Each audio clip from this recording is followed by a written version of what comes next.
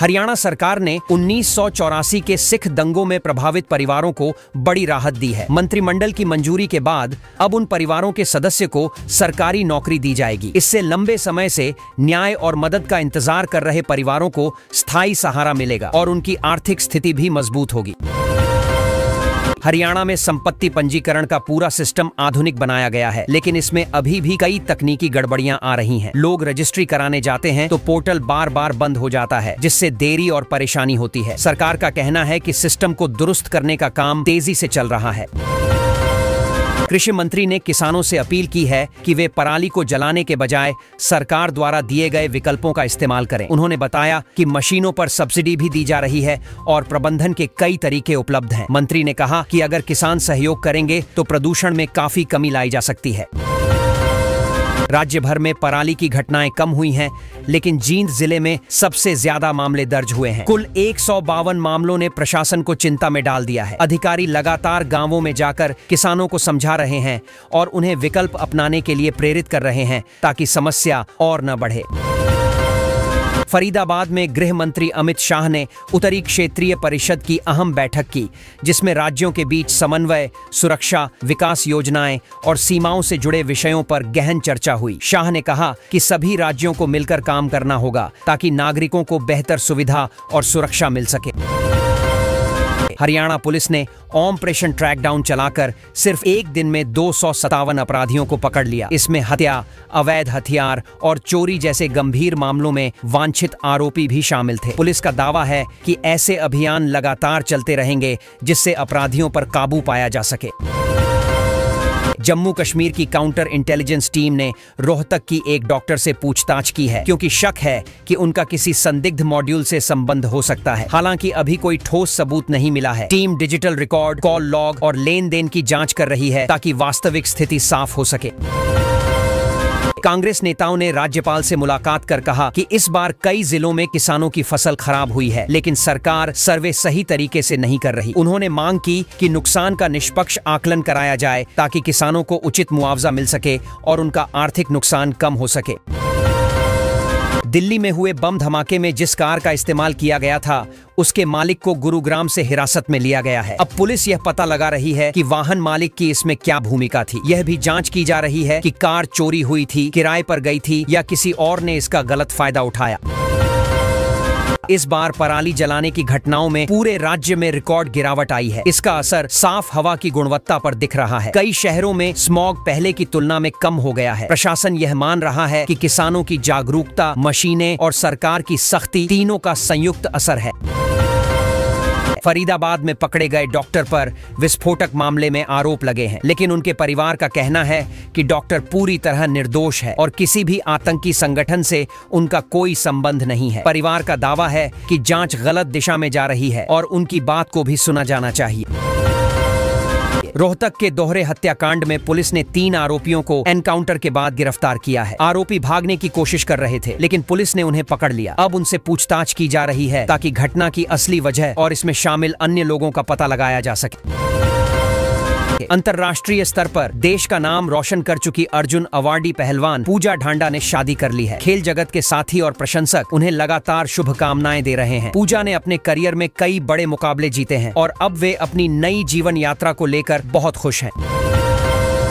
मानेसर भूमि सौदे के मामले में पूर्व मुख्यमंत्री भूपेंद्र सिंह हुड्डा को बड़ा झटका लगा है। हाई कोर्ट ने उनकी वह याचिका खारिज कर दी जिसमें उन्होंने ट्रायल रोकने की मांग की थी। अब मामला अपनी सामान्य प्रक्रिया के अनुसार आगे बढ़ेगा और कोर्ट पूरी सुनवाई करेगी। हिसार में एक दर्दनाक घटना सामने आई है, जहां एक पुलिसकर्मी की पीट-पीटकर हत्या कर दी गई। पुलिस ने इस मामले में 5 आरोपियों को गिरफ्तार कर लिया है। शुरुआती जांच में पुरानी रंजिश की बात सामने आ रही है। इस घटना से पूरे इलाके में तनाव और गुस्सा फैल गया है। फरीदाबाद में एक स्टॉकर ने लड़की को गोली मारने की कोशिश की। वह युवक लंबे समय से लड़की का पीछा कर रहा था और विरोध करने पर उसने फायर कर दिया। किस्मत से गोली सीधे नहीं लगी और लड़की बच गई। आरोपी फरार है और पुलिस उसकी तलाश में लगातार छापेमारी कर रही है। उत्तर भारत में पहाड़ों पर बर्फबारी हो रही है, जिसका असर हरियाणा में भी दिख रहा है। राज्य में न्यूनतम तापमान 7 डिग्री तक पहुंच गया है और सुबह शाम तेज ठंड महसूस की जा रही है। मौसम विभाग का कहना है कि आने वाले दिनों में ठंड और बढ़ सकती है। फरीदाबाद की कुछ मस्जिदों में संदिग्ध गतिविधियों की सूचना मिली है, जिन्हें आतंक की पाठशाला बताया जा रहा है। हालांकि यह फिलहाल शुरुआती जांच का हिस्सा है। पुलिस और इंटेलिजेंस टीमें सभी पहलुओं को परख रही हैं ताकि यह पता चल सके कि वास्तव में स्थिति क्या है। मुख्यमंत्री ने कहा है कि वंदे मातरम सिर्फ एक ऐतिहासिक नारा नहीं, बल्कि भारतीय लोकतंत्र का नैतिक मार्गदर्शक है। उन्होंने बताया कि यह देश की एकता, अनुशासन और जिम्मेदारी की भावना को मजबूत करता है। उनके इस बयान पर राजनीतिक हलकों में चर्चा भी तेज हो गई। एक इंजीनियर को 21 साल बाद बड़ी राहत मिली है। वह इतने वर्षों से कोर्ट में लड़ाई लड़ रहा था और अब हाई कोर्ट ने उसे HCS में शामिल होने की अनुमति दे दी है। यह फैसला उन कई उम्मीदवारों के लिए मिसाल की तरह देखा जा रहा है जो लंबे समय से न्याय की प्रतीक्षा में हैं।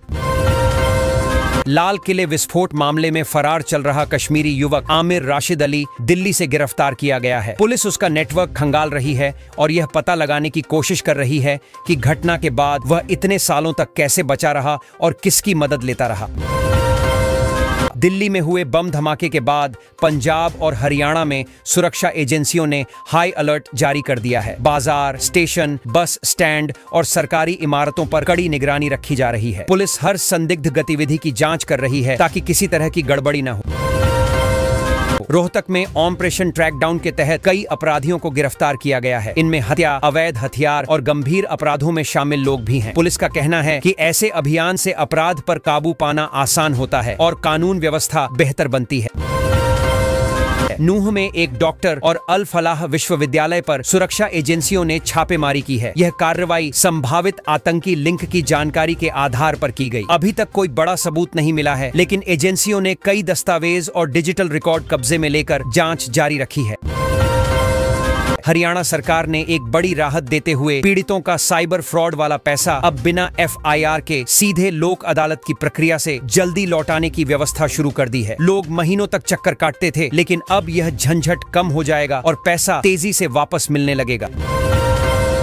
बारवाला गांव के लोगों को अब बेहतर शिक्षा और सुविधाएं मिलने वाली हैं। मुख्यमंत्री ने वहां के स्कूल, एक्सटेंशन सेंटर और स्थानीय पुस्तकालय को अपग्रेड करने की घोषणा की है। इससे बच्चों को आधुनिक सुविधाएं, डिजिटल लर्निंग और बेहतर माहौल मिलेगा। गांव वालों में भी इस फैसले को लेकर उत्साह है।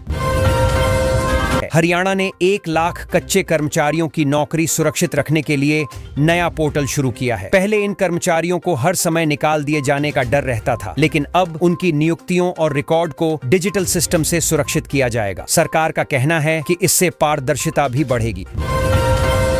हरियाणा सरकार ने लीज धारकों और 20 साल से अधिक समय से रह रहे परिवारों को बड़ी राहत देते हुए मालिकाना हक दे दिया है। लोग जो वर्षों से अनिश्चितता में थे, अब उन्हें अपनी जमीन और घर पर अधिकार मिलेगा। इससे भविष्य में वे आरण, निर्माण और अन्य काम निश्चिंत होकर कर सकेंगे। हरियाणा को गर्व है कि वह 24 अधिसूचित फसलों की MSP पर खरीद करने वाला प्रमुख राज्य है। इससे किसानों को बाजार में भाव गिरने की चिंता नहीं रहती। सरकार का दावा है कि किसान सुरक्षित कीमत पर अपनी पैदावार बेचकर आर्थिक रूप से ज्यादा स्थिर और आत्मविश्वासी हो रहे हैं। प्रधानमंत्री मोदी के नेतृत्व में केंद्र और राज्य की कई कल्याणकारी योजनाएं हरियाणा में तेजी से लागू हो रही हैं। सरकार का कहना है कि इससे किसानों, महिलाओं, युवाओं और गरीब परिवारों को सीधा लाभ मिल रहा है। लोग भी महसूस कर रहे हैं कि योजनाओं का असर अब जमीन पर दिखाई देने लगा है। हरियाणा हाई कोर्ट ने दिव्यांगों की सेवानिवृत्ति को लेकर बना 70% विकलांगता वाला नियम असंवैधानिक बताया है। कोर्ट ने कहा कि इससे दिव्यांग कर्मचारियों के साथ भेदभाव होता है और सरकार को ऐसी नीतियां बनानी चाहिए जो उनकी सुरक्षा और सम्मान दोनों को बनाए रखें। इससे कई कर्मचारियों को राहत मिलेगी। मुजफ्फरनगर में होने वाली खाप महापंचायत में हरियाणा की कई प्रमुख खापें हिस्सा लेने जा रही हैं। गांवों में लोग इस सभा को लेकर चर्चा कर रहे हैं, क्योंकि यहां कई सामाजिक और कृषि मुद्दों पर बातचीत होती है। माना जा रहा है कि इस बैठक में कुछ बड़े फैसले भी लिए जा सकते हैं। आयुष विभाग जल्द ही ड्रग इन्वेंट्री सिस्टम शुरू करने जा रहा है। इस सिस्टम से आयुर्वेदिक, होम्योपैथिक दवाओं के उत्पादन, स्टॉक और वितरण पर पूरी निगरानी रखी जाएगी। लोग भी भरोसा कर सकेंगे कि उन्हें असली और प्रमाणित दवाएं मिल रही हैं। सरकार इसे पारदर्शिता बढ़ाने का बड़ा कदम बता रही है। ठंड बढ़ने लगी है, इसलिए हरियाणा के स्कूलों का टाइम 1.5 घंटा आगे बढ़ा दिया गया है। बच्चे सुबह बहुत ठंड में निकलते थे, जिस वजह से माता पिता भी परेशान थे। अब नए समय के कारण बच्चों को आराम मिलेगा और स्कूल स्टाफ भी बदलाव को सकारात्मक मान रहा है। पुलिस महानिदेशक ने साइबर अपराध और राज्य की सुरक्षा व्यवस्था पर बड़ा बयान दिया है। उन्होंने कहा कि अपराधियों पर सख्ती से कार्रवाई हो रही है और पुलिस लगातार तकनीक का इस्तेमाल बढ़ा रही है। लोगों को भी सावधानी बरतने की सलाह दी गई है ताकि धोखाधड़ी से बचा जा सके। हरियाणा में लंबे समय से एक ही जगह जमे पटवारियों के तबादले 18 नवंबर से शुरू होने वाले हैं। सरकार का कहना है कि इससे राजस्व विभाग में पारदर्शिता और काम की गति बढ़ेगी। लोग भी उम्मीद कर रहे हैं कि बदलाव से फाइलों की देरी और भ्रष्टाचार 18 नवंबर से शुरू होने वाले हैं। सरकार का कहना है कि इससे राजस्व विभाग में पारदर्शिता और काम की गति बढ़ेगी। लोग भी उम्मीद कर रहे हैं कि बदलाव से फाइलों की देरी और भ्रष्टाचार में कमी आएगी। टेरिटोरियल आर्मी रैली 2025 के लिए आवेदन 15 नवंबर से शुरू हो गए हैं। कई युवा इस मौके का इंतजार कर रहे थे क्योंकि यह सेना में सेवा देने का बड़ा अवसर है। अधिकारियों ने बताया कि इस बार प्रक्रिया को और सरल बनाया गया है ताकि अधिक युवाओं को मौका मिल सके। राज्य सरकार ने 10 नई IMT यानी इंडस्ट्रियल मॉडल टाउनशिप विकसित करने की प्रक्रिया तेज कर दी है। इससे उद्योग और कंपनियों को नए अवसर मिलेंगे और युवाओं के लिए रोजगार भी बढ़ेगा। सरकार का कहना है कि इससे हरियाणा देश में बड़ा औद्योगिक हब बन सकता है। IMT मानेसर में अवैध कचरा डंपिंग की शिकायतों के बाद प्रशासन ने संयुक्त कार्रवाई शुरू करने का फैसला किया है। अधिकारियों ने कहा कि उद्योगों को चेतावनी दी जाएगी और नियम तोड़ने वालों पर भारी जुर्माना लगाया जाएगा। स्थानीय लोग भी साफ सफाई को लेकर इस कदम का स्वागत कर रहे हैं। साइबर फ्रॉड रोकने के लिए DGP ने कहा है कि किसी भी संदिग्ध कॉल या लेन देन की तुरंत 1930 पर शिकायत करें। कई लोग देर से सूचना देते हैं जिसकी वजह से पैसे वापस कराना मुश्किल हो जाता है। समय पर कॉल करने से पीड़ित का पैसा जल्दी बचाया जा सकता है। मुख्यमंत्री ने कहा है कि राज्य में मजबूत सड़क नेटवर्क तेजी से बनाया जा रहा है। नई सड़कें, फ्लाईओवर और कनेक्टिविटी प्रोजेक्ट कई जगहों पर तेज गति से चल रहे हैं। उन्होंने दावा किया कि बेहतर सड़कें व्यापार, उद्योग और गांवों की तरक्की में बड़ा रोल निभाएंगी। सरकार ने युवाओं को पूरी तरह पारदर्शी और बिना किसी खर्च वाली सरकारी नौकरी भर्ती प्रक्रिया का भरोसा दिया है। छात्रों का कहना है कि पहले तरह तरह की अफवाहें फैलती थीं, लेकिन अब चयन प्रक्रिया डिजिटल और साफ सुथरी हो गई है। इससे युवा बिना डर या दबाव के आवेदन कर पा रहे हैं। दिल्ली में हुए विस्फोट के बाद हरियाणा पुलिस ने पूरे राज्य में सुरक्षा बढ़ा दी है। बॉर्डर चेकिंग कड़ी कर दी गई है और भीड़-भाड़ वाले इलाकों में गश्त बढ़ाई गई है। पुलिस ने लोगों से भी सतर्क रहने और किसी भी संदिग्ध वस्तु या गतिविधि की तुरंत सूचना देने को कहा है। हरियाणा के सरस और शिल्प मेले का उद्घाटन राज्यपाल करने वाले हैं। मेले में इस बार गांवों की हस्तशिल्प, देशी खानपान और लोक संस्कृति को खास तौर पर दिखाया जाएगा। लोग मेले का बेसब्री से इंतजार कर रहे हैं क्योंकि यह हर साल बड़ी संख्या में पर्यटकों को आकर्षित करता है। IMT मानेसर में अवैध पार्किंग और अनधिकृत वेंडरों पर सख्त कार्रवाई की तैयारी है। ट्रैफिक पुलिस और प्रशासन ने कहा है कि सड़कें साफ रखनी होंगी और जो लोग जगह घेर कर बैठ जाते हैं उन पर जुर्माना लगाया जाएगा। इससे रोज आने जाने वाले लोगों को भी राहत मिलेगी। खरक पूर्णिया गांव में मुख्यमंत्री एक नई पुस्तक का विमोचन करेंगे। गांव में इस आयोजन को लेकर उत्साह है क्योंकि लोग इसे बड़ी मान सम्मान की बात मान रहे हैं। स्थानीय लेखक और युवा भी कार्यक्रम में शामिल होकर साहित्य और शिक्षा को बढ़ावा देने के प्रयासों की सराहना करेंगे।